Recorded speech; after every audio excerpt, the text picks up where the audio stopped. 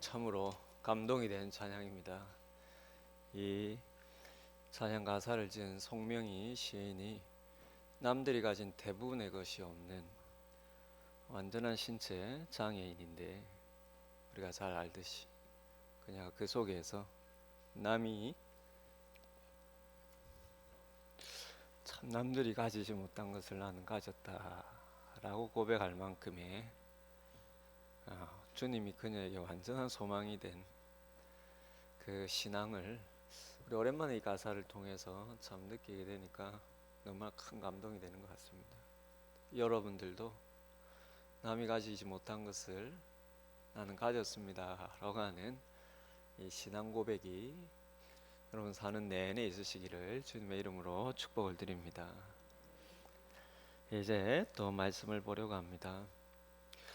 앞서 우리는 고난주간 화요일 성전에서 여러 종교 지도자들이 주님께 여러 논쟁을 걸어왔던 것을 살펴보았었습니다. 특별히 율법의 공로로 하나님께 당당한 신앙을 가지었던 바리새인과 서기관들의 이 가치관에 대해서 주님께서 주의를 주셨던 모습을 살펴보았었죠.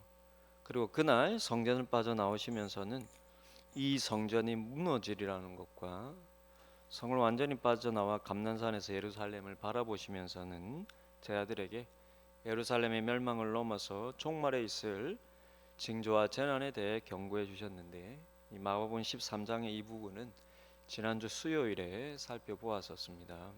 제가 이제 설교할 날이 얼마 남지 않아서요, 이 부분도 살펴보았습니다. 이어진 오늘 본문은 14장에 이어진 오늘 본문은 1절을 보시면 이틀이 지나면 유월절과 무교절이라 라고 그 요일을 밝히고 있는데요, 유월절은 유대 원력으로 니산월이라고 하는 지금으로 치면 3, 4월쯤 되는 달에 14일 저녁부터 시작해서 다음날 저녁까지를 지키는 절기였습니다. 유대인의 하루 개념이 저녁에서 다음 저녁까지니까요.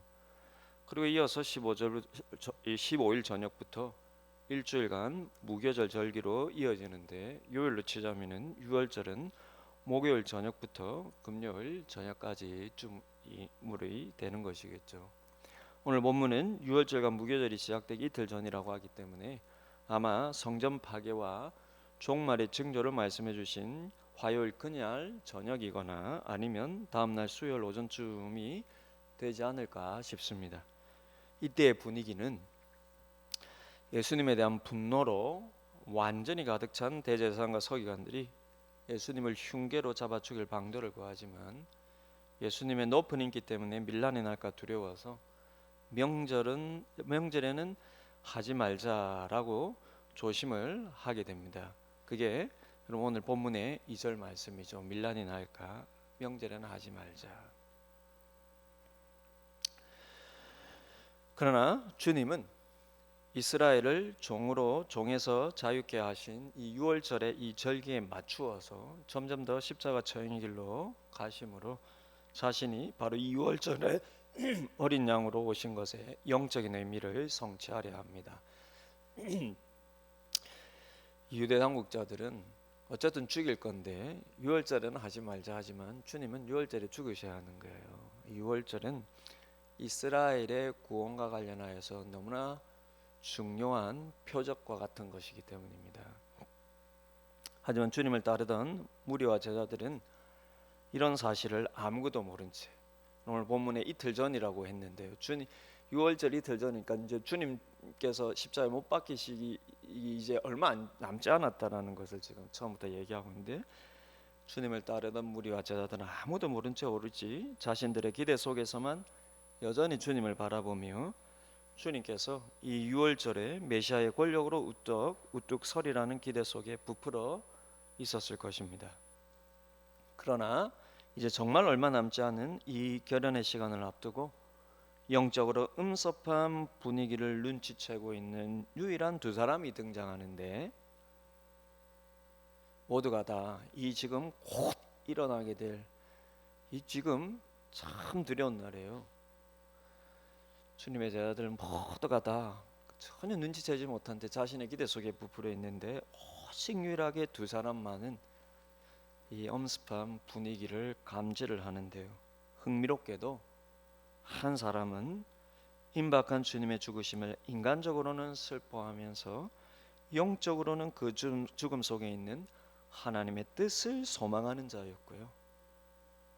반대로 다른 한 사람은 임박한 주님의 죽음에 자신의 기대가 꺾인 것을 실망하며 그것을 이용해서라도 마지막까지 자신의 이익을 챙기려 한 자였습니다.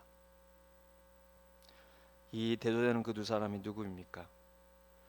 주님의 죽음을 눈물로 준비했던 자는 자신의 소중한 향유값을 깨뜨린 마리아였고요. 주님의 죽음을 통해서라도 마지막까지 자기 이익을 챙기려 했던 자는 바로 우리가 잘 아는 가룟 유다였습니다. 사실 주님께서 멀리 가이사라 빌립보에서부터 이 예루살렘으로 오시는 여정 내내 자신의 죽음과 부활에 대해 그렇게 여러 번 그리고 심각하고 자세히 말씀해 주셨음에도 불구하고 대부분 모두는 예수님에 대한 자신들의 기대를 버리지 못해서 그것을 전혀 마음으로 받아들이지 않고 있었습니다. 그러니 상상도 하지 않고 못하고 있는 것이죠. 그런데 이 두 사람은요, 죽음에 대한 주님의 이 말씀과 오는 내내 그것을 암시하는 여러 사건들, 그리고 주님에 대해 노골적으로 각을 세우는 유대 당국자들의 태도 등을 보면서 예수님이 곧 자신의 말씀대로 정말 죽으리라는 것을 깊은 슬픔으로 마음에 심각하게 받아들였던 것입니다. 놀랍죠. 그런데 더 놀라운 것은 그중 한 사람은 그 슬픔 속에서 예수님에 대한 자신의 기대를 내려놓고 그분의 죽으심에 놓인 하나님의 뜻과 계획이 무엇인지 지금 당장은 모르지만 그럼에도 하나님의 뜻이 있음을 소망하며 주님의 이 죽으심을 준비하는 것이었고요. 다른 한 사람은 같이 슬픔을 느끼면서도 그 슬픔 속에서 그분에 대한 지금까지의 자신의 열정과 헌신을 아까워하면서 끝까지 자신의 이익을 잃지 않으려고 그분의 죽으심을 이용하려 했던 것입니다. 여러분은 어떻습니까? 우리가 이처럼 정성껏 예배하는 하나님에 대한 나의 기대, 우리가 이처럼 믿고 신앙하는 예수님에 대한 나의 기대가 꺾여서 마음의 슬픔과 낙심이 찾아올 때, 여러분 거기서 실은 내 기대로 인해 가려져 있던 나를 향한 주님의 뜻과 계획을 아프지만 찾고 소망하려는 신앙입니까? 아니면 하나님에 대한 실망으로 끝까지 나의 이익을 계산하고 찾으려는 신앙입니까? 더 나아가 우리 모두 주님의 죽으심과 부활 그리고 다시 오심이라는 이 기독교 신앙의 본질을 사실은 다 믿지만 그 믿음을 정작 나는 내 뜻과 계획을 이루려고 이용하는 신앙입니까? 아니면 그 믿음으로 하나님의 뜻을 소망하고 찾는 신앙입니까? 여러분 오늘 본문의 이 두 사람을 통해 우리가 다시 한번 자신의 모습을 찾아보기를 원합니다. 3절에 의하면 이 유월절에 임박한 죽음을 앞두고 주님은 베다니 나병 환자 시몬의 집에서 식사를 하셨다고 합니다. 이 베다니는 3년 전에 공생의 사역을 주님 시작하실 때 세례요한에게 세례를 받으셨던 장소도 베다니였는데 그는 요단강 동편의 베다니였고요. 이 베다니는 예루살렘에서 불과 3km밖에 떨어지지 않은 예루살렘 인근에 우리가 지금까지 얘기해오던 그 베다니입니다. 지금 이 한 주간을 바로 이 베다니를 숙소로 잡으시면서 계속해서 예루살렘으로 오고 가고 하는 실정이신 것이죠. 유대 문헌에 의하면 이 베다니에는 나병 환자 수용소가 있었다고 합니다. 그래서 오늘 본문에서 주님을 초대한 이 베다니 나병 환자 시몬도 아마 이전에 이곳의 나병 환자였다가 주님의 치유로 회복된 사람이 아닐까 충분히 짐작이 가는 것이죠. 주님은 잠시 그의 집에 가셔서 식사를 하시며 교제를 하고 계신 것입니다. 그런데 그때 한 여자가 매우 값진 항유, 곧 순전한 나드 한 옥합, 이 순전한 나드라는 것은 말하자면 다른 첨가물이 섞이지 않은 순도 100%의 비싼 향유를 가지고 와서 그 향유를 담은 옥합을 깨뜨려 예수님의 머리에 부었다고 합니다. 근데 요한복음 12장을 보시면 우리가 앞서도 한번 제가 몇 번 요 본문을 가지고 설명을 드렸는데요. 요한복음 12장을 보시면 같은 사건이 나타나는데 그곳에서는 그 한 여자가 바로 나사로의 누이 마리아였다고 밝히고 있습니다. 오늘 본문에는 마리아라는 이름이 없지만 그래서 마리아로 추정을 하는 거예요. 사실 그러면 이 마리아는 막달라 마리아가 아닌 베다니 마리아입니다.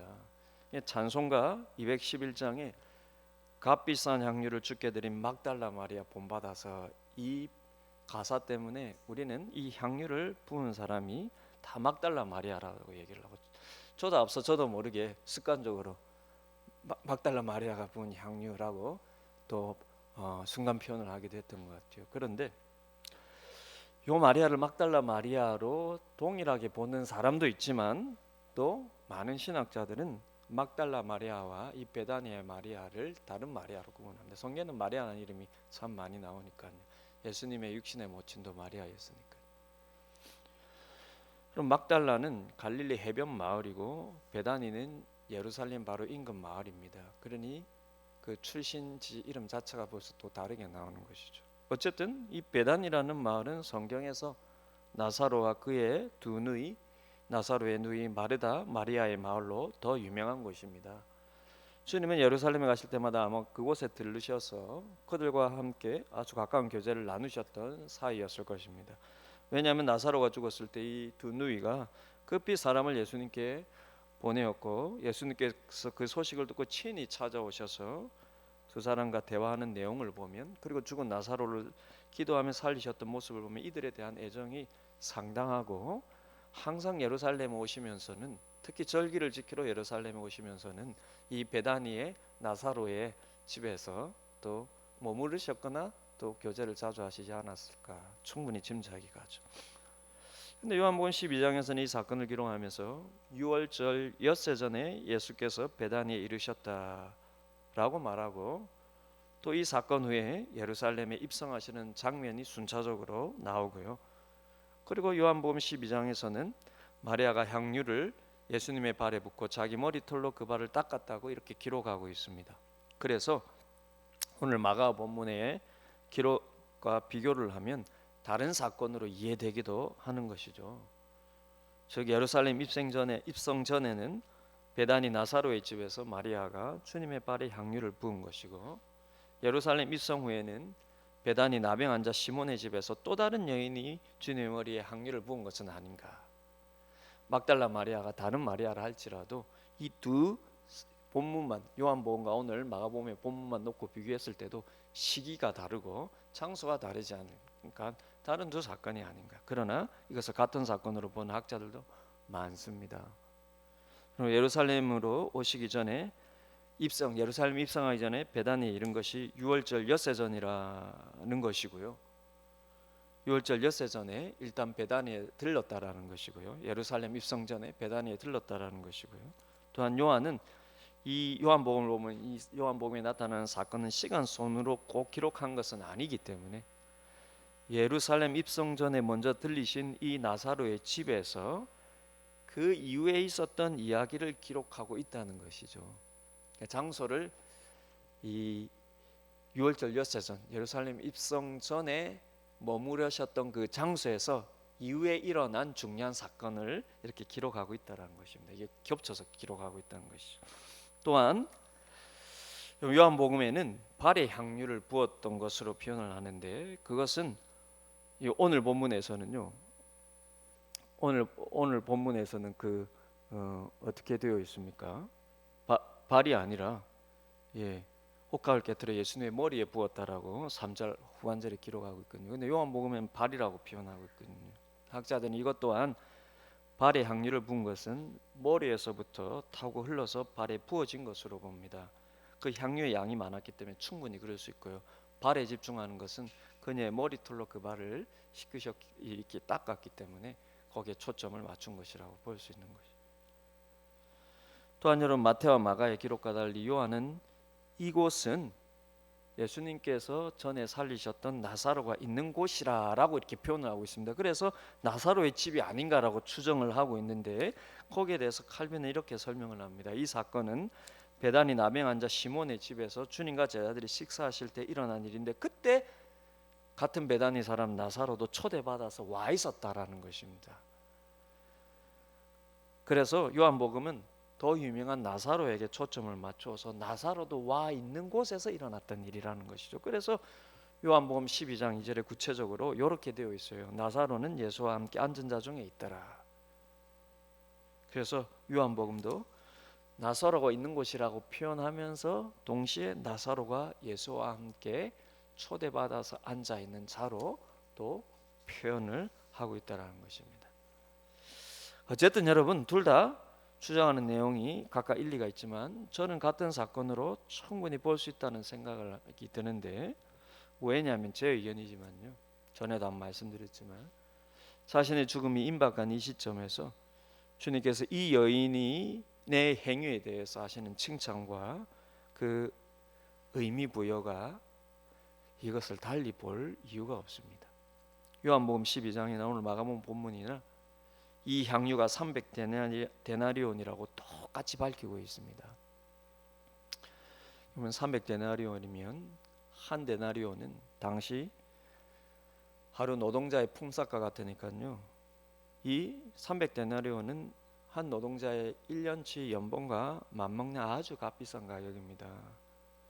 그래서 이 두 본문 다 어떤 사람들이 화를 내면서 왜 이렇게 값비싼 향유를 한 번에 그냥 허비하는지 여인을 책망하는데 그 책망의 논리도 똑같아요. 즉 이렇게 많은 돈을 차라리 가난한 자들에게 나눠주는 것이 더 가치 있지 않느냐 이렇게 책망을 합니다. 근데 결정적으로 중요한 대목은 여기에 대한 주님의 반응이 두 본문 다 똑같다는 거예요. 이 여인을 가만히 두라는 것입니다. 왜냐하면 바로 이 여인이 주님의 임박한 죽음을 준비하는 거라는 것이죠.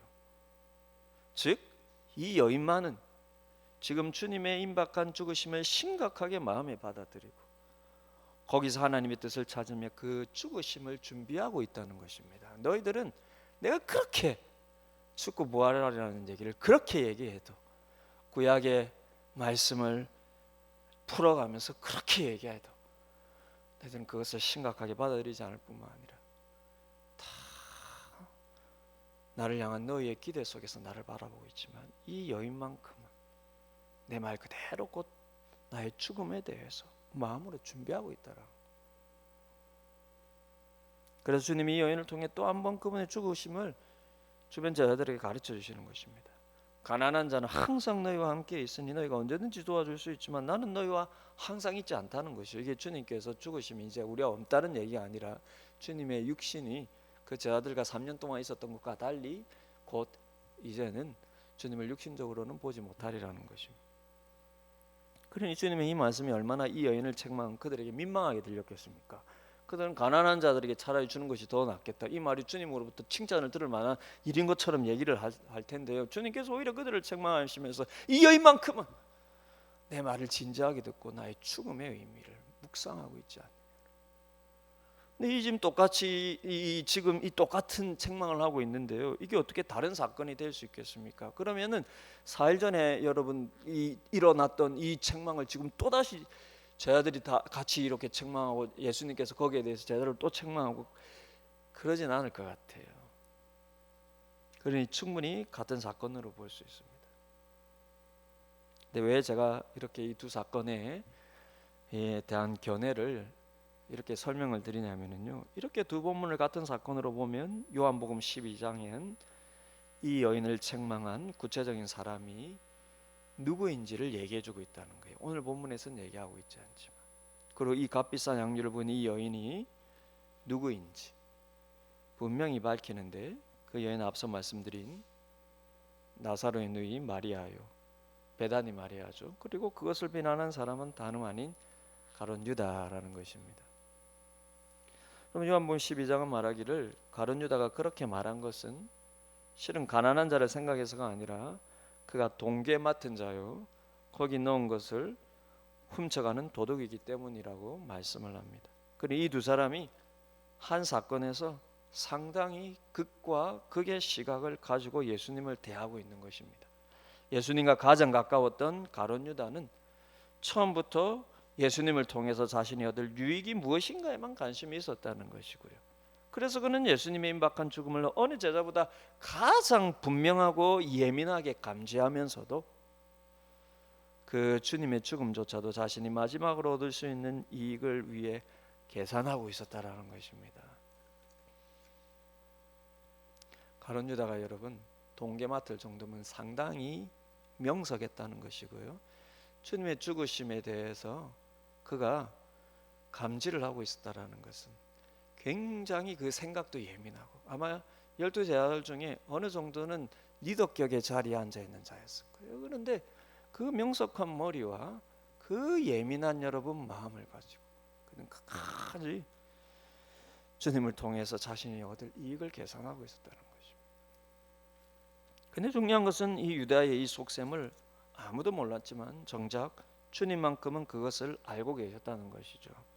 그래서 자신의 임박한 죽음도 그렇지만 이 제자의 배신의 마음이 더 인간적으로 인성을 지니신 그분께서 더 아프지 않으셨겠습니까?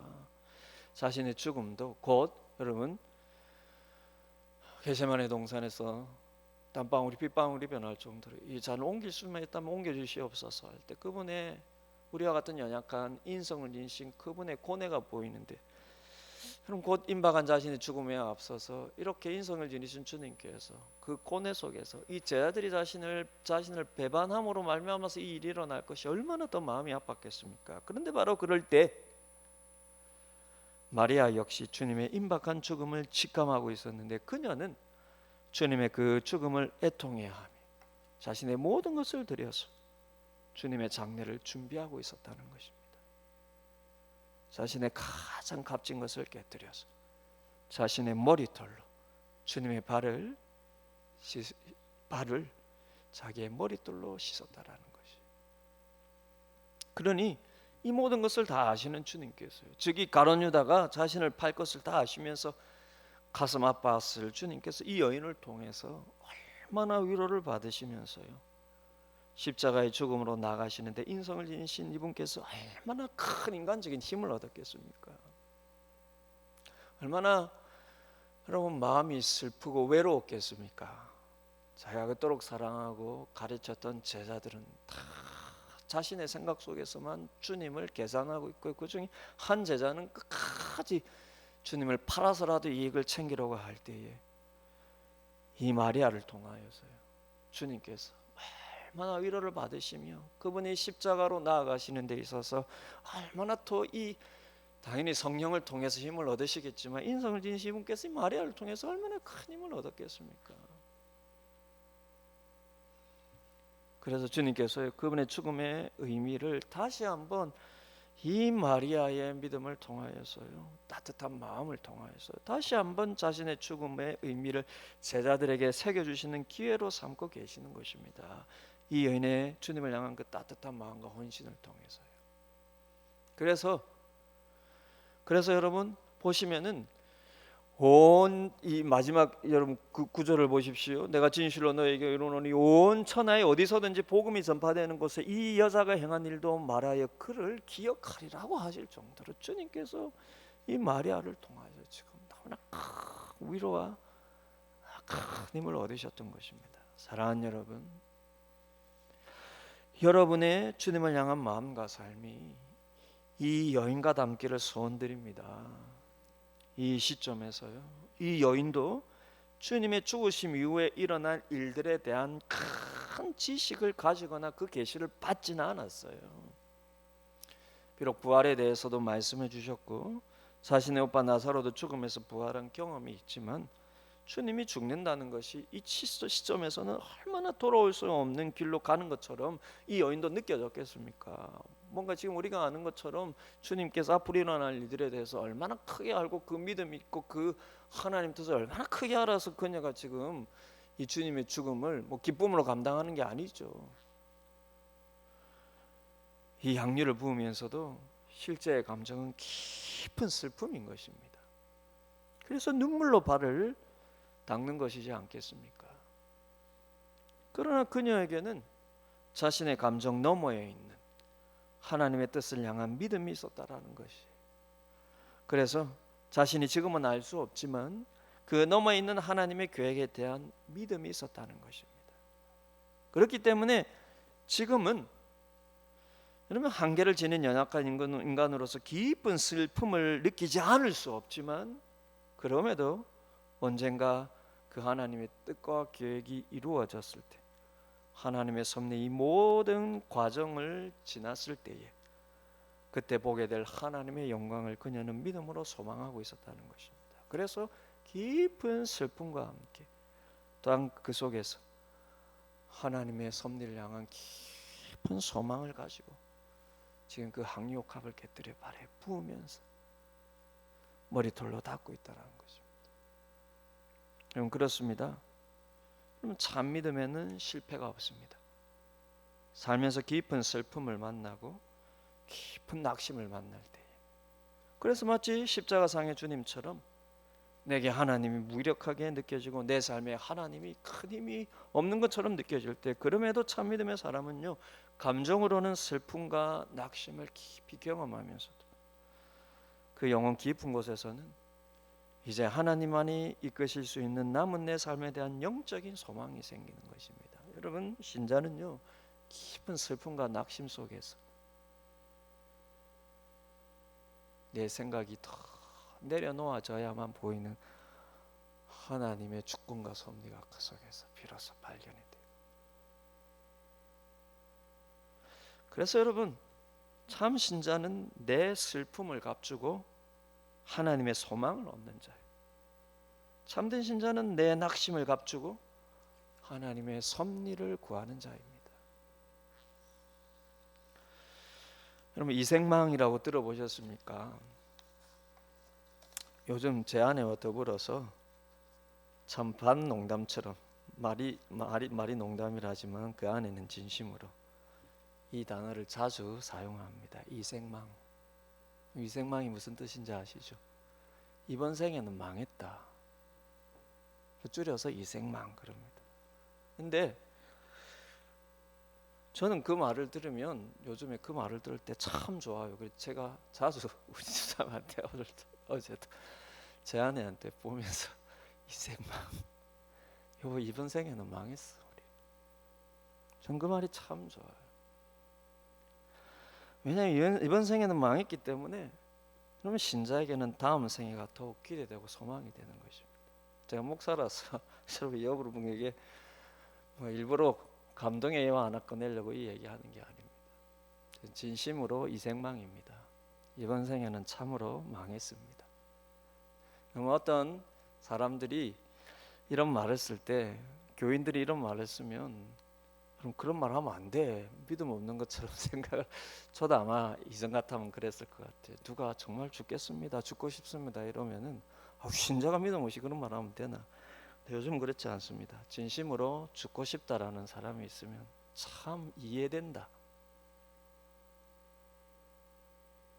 성경의 믿음의 위대한 사람들 엘리야도 죽고 싶을 때가 있었는데 우리가 뭐라고 죽고 싶다고 말할 때가 없을 수 있습니까?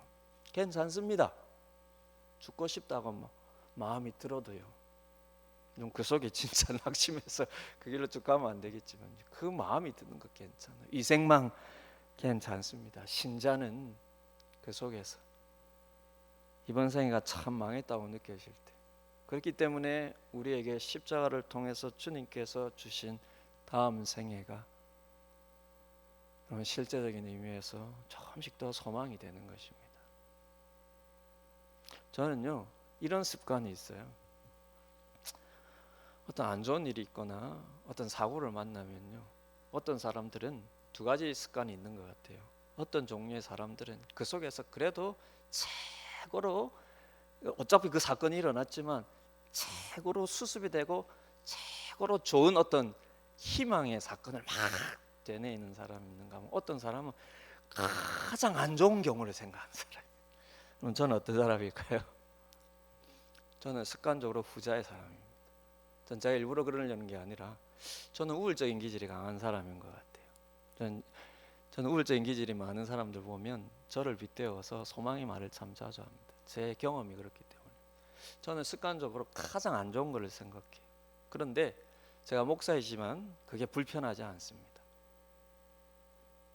저는 가장 안 좋은 것을 생각하더라도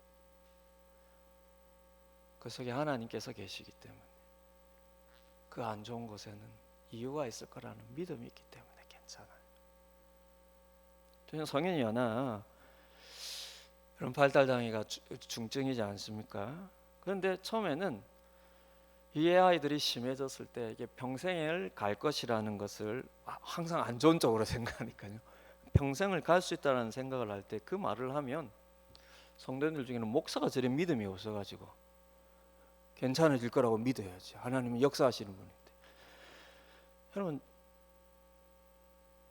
평생을 갈 수 있다라는 얘기를 하면 믿음이 없는 겁니까? 아니에요, 여러분.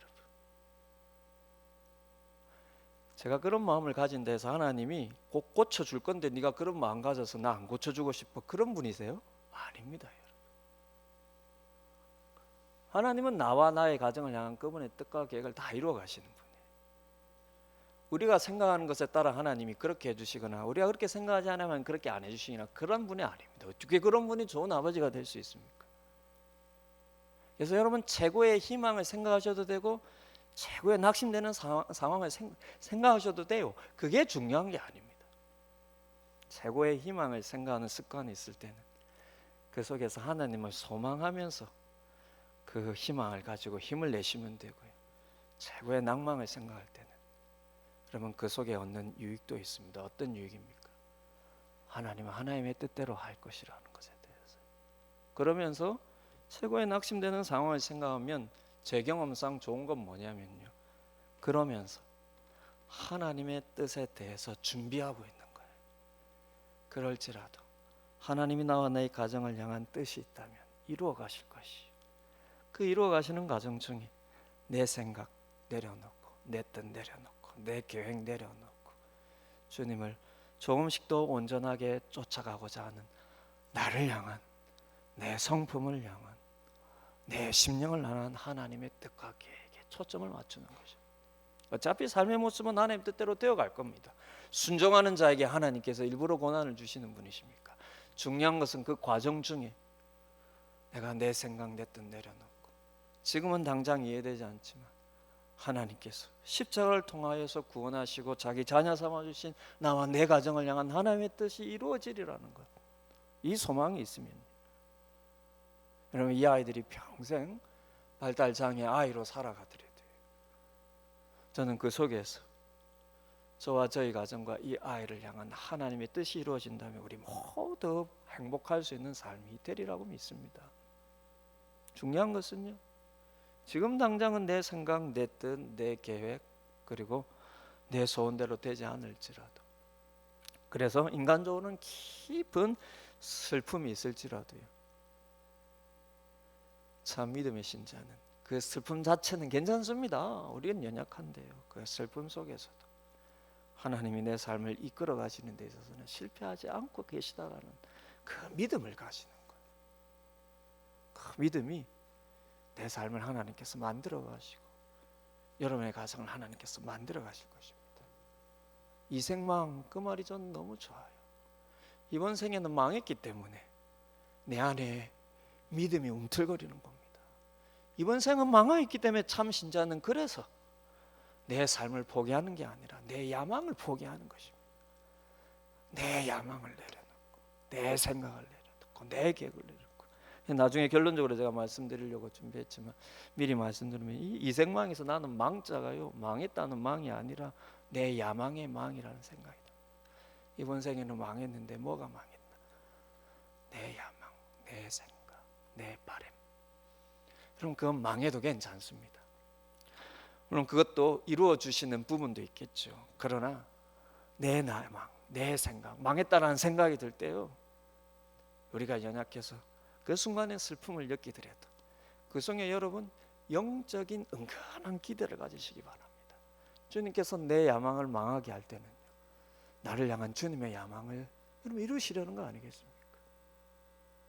그것을 이루기 위해서 내 야망 속에 있는 내 욕심, 내 야망 속에서 내가 기쁨으로 삼고 있는 세상적인 것, 그것을 내려놓아야 나를 향한 하나님의 야망을 이루시겠죠. 그래서 내게 물질의 복을 주시든 권력의 복을 주시든 뭐를 주시든 그것으로 내 야망을 위해 주님을 여러분 도구 삼지 않고 내가 주님께 도구가 되어드릴 수 있지 않겠습니까? 그러니 여러분 참으로 주님 안에서 이생망이 되시기 바랍니다. 이번 생에는 망했다라는 생각이 들 때마다 하나님께서 나를 그분의 뜻대로 만들어가고 계시고, 그래서 나도 거기에 내 자신과 내 삶을 동참시키기를 바라고 계시는 하나님의 뜻을 발견하시기를 바랍니다. 그래서 여러분 저는 이 생망을 여러분 마음속에 외치면서, 그래서 오히려 다음 생애를 준비하면서 남은 내 삶과 그리고 남은 내 가정의 삶이 어떠해야 될지에 대해서 생각하며, 여러분 큰 계획을 가지고 있는 것이 아니라요, 이 생망만 외칠 때마다 마음으로 다음 생애를 준비하면서 그냥 하루하루 주님과 더불어서 어떻게 살아가야 될지 하루하루 감사하게 되고요. 그러다 보면 하나님께서 또 원하시는 만큼 보여주시고, 보여주시는 만큼 걸어가면 되겠지요. 그게 다음 생애를 준비하는 신자의 삶이지 않습니까? 여러분 주 안에서 이생망 되시고 여러분에게 약속하신 다음 생애를 준비하는 그런 삶이 되시기를 바랍니다. 그래서 여러분도 슬픔과 낙심을 만날 때요, 그래서 여러분의 주님이 무기력한 분으로 느껴질 때 순간 주님의 죽음을 준비한 마리아의 마음이 되셔서 내 뜻 내 계획 좀 더 내려놓고, 그리고 나와 내 삶을 그분께 좀 더 맡겨드리는, 그래서 나를 향한 주님의 섭리를 좀 더 얻으시는 여러분의 삶들이 다 되시길 바랍니다. 그럼 그렇지 않으면요, 우리도 모르게 우리의 신앙에 가룟 유다의 마음이 조금씩 들어올 것입니다. 가룟 유다의 마음이 조금씩 들어오게 됩니다. 유월절 절기가 시작되기 이틀 전에 유대 당국자들이 주님의 일거수일투족을 눈여겨보면서 예수님을 제거할 기회를 찾고 있을 때 이들에게 딱 때마침 그 기회를 제공한 사람이 바로 이 가룟 유다였습니다. 그는 예수님이 군중들을 떠나 한적한 곳으로 물러날 때에 그 계신 곳에 대한 정보를 원하는 이들의 요구를 충족시켜 줄 수 있을 뿐만 아니라 예수님이 스스로에 대해서 하신 주장 중에서 어떤 것이 사형으로 몰아갈 고소 내용이 될 수 있는지에 대한 여러분 정보를 줄 수 있는 사람이에요. 그때처럼 미디어로 예수님 일거수일투족을 촬영한 것도 아니고 그 증거가 있는 것도 아니고, 그리고 뭐 그때 사진이 있어서 여러분 예수님을 뭐 이렇게 쉽게 뭐 구분해낼 수 있는 것도 아니고, 그러니 예수님이 밤에 사람들에게 밀란이 일어날까 조심스러우니까 밤에 여러분 예수님을 잡아야 되면은요, 그 어두컴컴한 때에 누가 예수님인지 정보를 줄 수 있는 사람은 그의 제자 중에 한 사람이었고요. 그래서 어떤 내용이 고소할 내용인지 그 증거를 줄 수 있는 것도 그 제자 중에 한 사람인데 그 사람이 바로 가룟 유다였습니다. 요한은 앞선 향유 사건에서도 이것을 낭비로 여기며 향유를 아까워했던 사람이 다름 아닌 가룟 유다였음을 밝혀주었는데요, 이어서 그는 정말 탐욕의 눈이 멀어서 예수님을 이들에게 파는 자리까지 가게 됩니다. 그럼 오늘 말씀 10절에 보시면 오늘 말씀이 아니라 요한복음의 본문 중에 보시면요, 오늘 말씀이죠. 오늘 말씀 10절에 보시면 12 중에 하나인 가룟 유다가 예수를 넘겨주려고 대제사장들에게 갔다고 말하고 있고요, 다음 절은 그들이 듣고 기뻐하여 돈을 주기로 약속했다고 기록하고 있습니다. 그럼 마태는 26장 15절에서 가룟 유다가 대제사장들에게 가서 이렇게 말했다고 합니다. 내가 예수를 너에게 넘겨주리니 얼마를 주려느냐 하니 그들이 은 30을 달아 주거늘. 그리고는 마태도 마가도 말하기를 그때부터 유다가 예수를 어떻게 넘겨줄까 하고 그 기회를 찾았다고 합니다. 그럼 은 30이란 개수를 말하는 게 아니라 달아주었다라는 표현에서 볼 수 있듯이 무게를 말하는데 정확히는 은 30세겔입니다. 이 세겔은 무게 단위거든요. 그럼 출애굽기 21장 32절을 보시면 만일 소가 남의 집 남종이나 여종을 들여받아서 죽이면은 소의 주인이 그 남종이나 여종의 주인에게 죽은 그 종의 값으로 은 30세겔을 지불하라는 명령이 나옵니다. 그러니 이 은 30세겔은 성인 노예의 값이라 할 수 있습니다. 그러니 지금 대제사장들이 주님에 대한 노예의 값을 지불하고 죽음으로 모는 것이죠. 은 한 세겔은 4데나리온의 값어치였다고 합니다. 그러니 30세겔은 120데나리온이요. 이는 120일치 노동자 임금입니다. 지금 후에 돈으로 환산하면 대략 1,000만 원 정도의 값어치죠.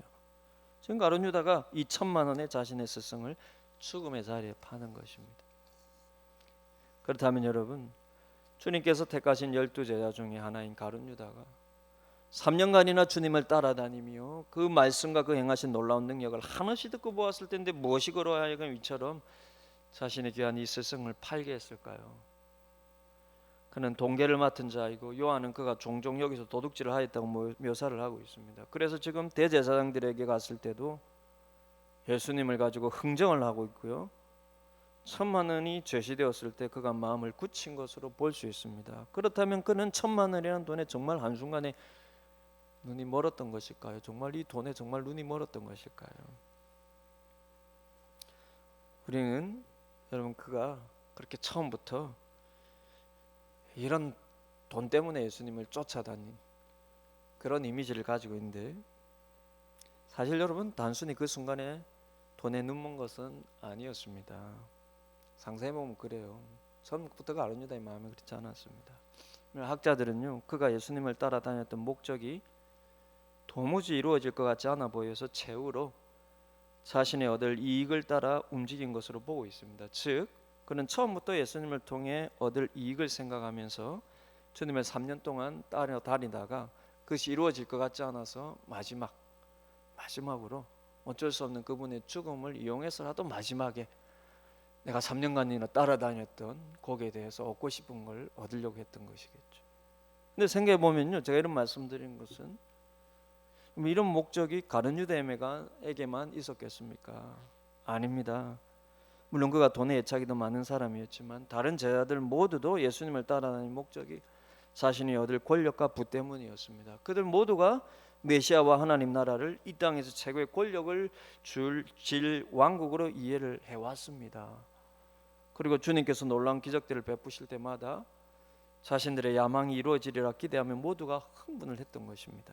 그런데 앞서 말씀드렸던 것처럼 마지막 유월절 시기가 되어 예수님께서 계속해서 자신의 죽음에 대한 이야기를 하고 유대 당국자들은 더욱 예수님과 대립관계가 깊어질 때 이것을 가장 예민하게 본 자가 바로 가룟 유다였다는 거예요.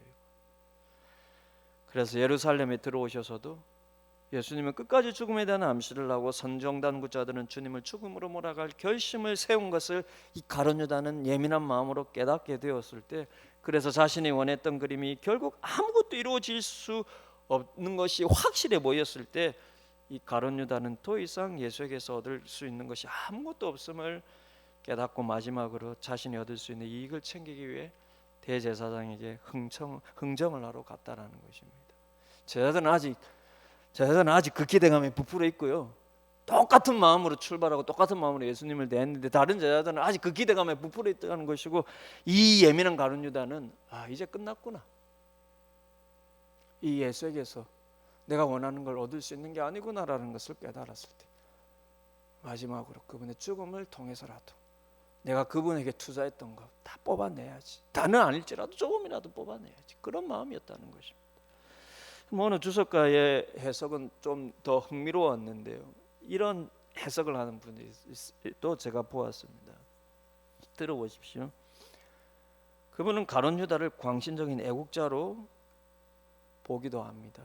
어떤 주석가는 그는 예수님을 통해 유대 민족의 독립과 영광의 재현을 꿈꾸고 있었는데 예수님 스스로도 죽음을 예견하고 있고 당국자들에 의해 죽음으로 몰려가는 형국도 그렇고 그래서 지금까지 지켜보면 자신을 따르게 했던 그 예수의 권능과 기적의 마인드를 예수님에게 다시 불러일으키기 위해서 예수님을 잠시 팔았다라는 것이죠.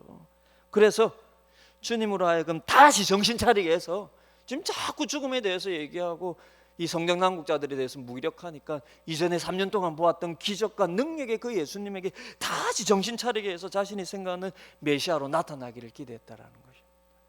그러나 그가 자신의 이대로 아무것도 이루어지지 않고 오히려 그의 스승이 자신으로 인해서 결국 죽음을 맞게 되는 형국으로 가는 것을 보고 괴로운 마음으로 받은 돈을 던져버리고 목매어 자살했다는 것입니다. 마지막까지 이 예수를 향한 자신의 뜻을 이루기 위해서 예수님에게 자신이 원하는 그 야망을 불어넣기 위해서 잠시 팔았는데 자기 뜻대로 안 되고 그냥 진짜 죽어버리니까요. 어쩔 줄은 못 알았는데 진짜 죽어버리니까 괴로운 마음에 목매달아 자살했다는 것입니다. 물론 한 해석입니다. 또 대부분 많은 분들은 끝까지 자신의 부와 권력에 대한 야망을 버리지 못하고 예수님이 정말 죽을 것 같아서 그것을 통해서 마지막으로 자신의 이익을 챙기려 했다라는 그런 해석도 있습니다. 그럼 그가 왜 주님을 팔았는지 그의 마음과 생각을 우리가 정확히 알 수는 없습니다. 하지만 분명한 한 가지는 가룟 유다는 예수님을 자신의 목적을 이루기 위한 도구로 생각을 했다는 것입니다. 물론 말씀드린 것처럼 다른 제자들도 예수님이 자신들의 소망을 이루어 줄 것으로 기대하며 따라다녔습니다. 하지만 가룟 유다는 거기서 더 나아가서요, 다른 제자들의 생각과 마음에서 더 나아가서요, 주님을 따르고 믿는 그의 목적을 도무지 버릴 수 없을 만큼 주님을 향한 자신의 바람에 너무나 집착이 되어 있었다라는 것입니다. 그 집착이 예수를 신앙하면서도 예수를 향한 자신의 그 집착이 자신의 목적과 소망을 주님을 통해서 이루려고 하는 그 집착이 그토록 수많은 주님의 가르침을 직접 받고도 그 말씀이 도무지 그 마음에 심겨지지 않는 주님께서 첫 비유로 말씀하신 씨 뿌린 자의 비유에서 정말로 길가와 같은 마음밭이 되어 있다는 것입니다. 길가와 같은 마음밭이 그렇게 수많은 말씀을 주시고 그렇게 수많은 것들을 보여주셨지만 예수님을 향한 자신의 생각, 예수님을 향한 자신의 그림, 예수님을 통해서 이루고 싶은 자신의 계획에 도무지 끝까지 버릴 수 없을 만큼 그게 길밭입니다. 그게 길가의 밭이에요. 그게 길가의 밭이에요. 바리새인들을 향하여서 너희가 길가의 밭이라고 얘기했을 때 바리새인들이 하나님을 안 믿었습니까? 그들은 하나님을 통하여서 얻으려고 하는 자신들의 여러분 야망이 너무나 굳어져 있었어요. 예수님의 말씀이 도무지 들어오질 않는 거예요. 그리고 이런 길가의 밭이 사단이 이용하기에 가장 좋은 밭이 되어버린 것입니다. 그러니 여러분, 한때 예수님을 안 자들이 예수님을 팔 때 더 무서운 거예요. 차라리 불신자들은 몰라서 반대하지만 한때 겉으로 신자였던 사람들이 믿음을 떠나면 더 무섭게 보입니다. 그러나 여러분, 다른 제자들은요, 비록 자신들의 야망이 있기는 했지만 그렇다고 주님의 생각과 뜻이 다른 것을 도무지 받아들이지 않을 만큼의 집착은 아니었던 것입니다. 다만 자신들의 야망으로 인해 주님의 뜻과 생각을 오해하고 있었을 뿐이죠. 그런 주님의 생각과 뜻이 다른 것으로 도무지 받아들일 수 없을 만큼의 집착은 아니었어요. 그래서 여러분, 주님의 그 첫 번째 비유, 씨 뿌린 자의 비유를 치자면 이런 밭이 바로 주님께서 말씀하신 돌밭이고 가시떨기 밭이지 않겠습니까? 그러나 그들의 심령과 같은 이런 그들의 심령의 이런 밭은요, 성령께서 강림하셨을 때 비로소 성령에 의해서 기경이 되어서 왜 예수님을 믿어야 하는지, 예수님께서 십자가의 죽으심을 통해서 가져오신 하나님 나라가 무엇인지 이전에 자신들의 신앙 목적을 버리고 결국은 주님의 가르침을 받아들였던 것입니다. 사랑하는 여러분, 때론 주님을 향한 우리의 바람이 이 제자들처럼 야망이 될 수도 있고요, 간혹 세상적인 목적이 될 수도 있지만 가룟 유다처럼 집착이 되어서는 안 됩니다. 집착이 되어서는 안 돼요. 그런 돌밭은 아무리 쟁기로 기경하려고 해도 너무나 굳어 있어서 그 쟁기가 갈리지는 않는 밭이 되면 안 됩니다. 여러분, 그런 밭이 되면 안 돼요. 때로는 돌이 내 마음에 숨어 있을 수도 있고 가시떨기가 숨어 있을 수도 있습니다. 그래서 세상 욕심이 내 마음 깊이 들어 있을 수도 있고요. 내일에 대한 근심과 두려움이 내 마음 깊이 있을 수도 있습니다. 그러나 성령께서 전기로 내 마음을 갈 때 내어드리는 밭이 돼야 돼요. 그래서 여러분 성령이 내리 찍으실 때는요, 이생망이 되어야 되는 것입니다. 이생망이 되어야 되는 거예요. 그래야 하나님께서 내 생을 통하여서, 남은 내 생을 통해서 하나님의 뜻을 이루어 가시고요. 그렇게 내어드려 보십시오. 우리의 삶이 어떻게 될지 여러분 맡겨보십시오. 이생망 되시고 다음 생을 준비하시는, 그럴 때 하나님께서 여러분들을 영육간의 복주심에 이끌어 가실 하나님의 선한 섭리 여러분 맡기시기를 바랍니다. 그래야 내가 바라는 열매보다요, 주님께서 주시려는 열매를 맺으면서 하나님 나라와 의를 먼저 구하는 주님이 인정하시는 참 신자의 모습으로 조금씩 기용되어 가지 않겠습니까? 그래야 참된 의미에서 이생망이 되는 것이지 않겠습니까? 그래서 여러분 아까도 말씀드렸듯이 참 신자에게 이생망은요, 이번 생에는 망한 것이 아니라 이번 생에 내 야망이 망한 것이 되는 것입니다. 그 망하는 것이 나의 복이 망하는 것이 아니라 다만 주님께서 기뻐하지 아니하시는 내 야망이 망한 것일 뿐입니다. 그리고 내 야망이 망할 때요, 나를 향한 주님의 야망, 주님의 바람이 이루어지는 것이고, 그것이 잠깐은 실패처럼 보이고 잠깐은 더뎌 보이는 것 같지만 나중에 보면 그것이 참으로 나를 복되게 하고 내 가정을 복되게 하고 우리의 삶을 옳은 방향으로 이끌어가며 그 속에 무엇보다도 하나님 나라가 증거되면서 주님께서 영광을 받으시는 것입니다. 그렇게 여러분 당장은 나에게 온 슬픔과 낙심, 가룟 유다처럼 마지막까지 내 야망을 위해 주님을 이용하려는 신앙이 아니라 마리아처럼 당장은 모르지만 그 속에 나를 향한 주님의 뜻과 섭리가 있음을 믿음으로 받아들이면서 여러분 슬픔 속에, 깊은 슬픔 속에서도 희한하게 소망이 나를 버티게 하는, 그래서 주님의 뜻을 이루어 가시는 그런 주님의 사람들이 다 되시기를 주님의 이름으로 축복을 드립니다. 오늘 말씀 생각하면서 한번 기도했으면 좋겠습니다. 여러분 마음속에도 탄식에 여러분 소리로 이생망 그러지 않습니까? 그러나 참 신자에게 그러면 이생망이 마음이 들어올 때마다 주님이 오히려 그를 통해서 다음 생애를 깨닫게 하시고요, 주 안에 약속되어진 다음 생애를 준비하는 삶을 살게 하시면서 이번 생애가 망한 게 아니라 다만 내 야망을 잠시 내려놓게 하시고 하나님의 뜻을 이루어가게 하시는 하나님 그 섭리를 여러분 소망하는 그런 참 신자의 삶이 되게 하시고, 주님 내가 약해서 때로는 돌밭과 같기도 하고 가시떨기 밭과 같기도 하지만 그렇다고 길가의 밭은 되지 말게 하옵소서. 길가의 밭은 되게 하지 마옵소서.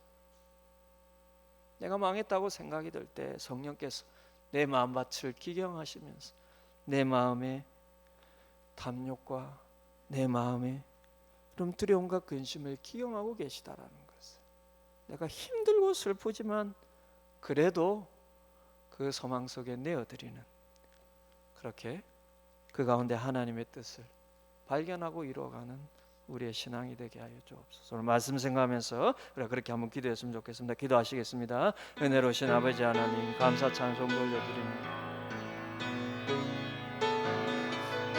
우리가 신자로 살면서 이 땅에서 주님께서 주시는 복이 무엇입니까? 이번 생애가 흥하게 하려는 것이 아니라 다음 생애를 하나님께서 아버지 약속하셨다라는 것입니다. 그 약속이 우리가 어떤 삶 속에서도 주님을 찬양하게 하고 믿게 하며 주의 말씀을 따르게 하며 주님의 성품을 내 속에서 아버지 이루어 가시는 하나님의 뜻인 줄 압니다. 주님 우리에게 주신 영육간의 이 복들을 감사하면서 잠시 내 뜻, 내 계획, 내 생각대로 되지 않을 때, 잠시 그 고난이 깊어서 이번 생에는 마치 망한 것처럼 느껴질 때 그때 주님께서 우리를 이렇게 이끄시는 것은 참으로 우리의 이번 생애를 진짜 망하게 하려는 것이 아니라 잠시 내 야망 내려놓고 하나님의 뜻과 계획을 하나님 깨달으며 쫓아가게 하시려는 하나님의 아버지 하나님 섭리임을 우리가 마음으로 받아들이고, 우리는 연약하여서 깊은 슬픔과 낙심을 아버지 하나님 겪지 않을 수 없지만 그 속에도 주의 섭리에 대한 소망을 가지고 마음으로 주님을 찬송하며, 아버지 우리가 세우는 이 생애의 원대한 계획 내려놓고 다음 주님 약속하신 생애를 준비하면서 하루하루 주님 주신 삶을 감사함으로 살아가며 주의 말씀을 이루어가는, 그래서 주님 나라를 참으로 증거하는 복된 우리의 삶이 되게 하여 주옵소서.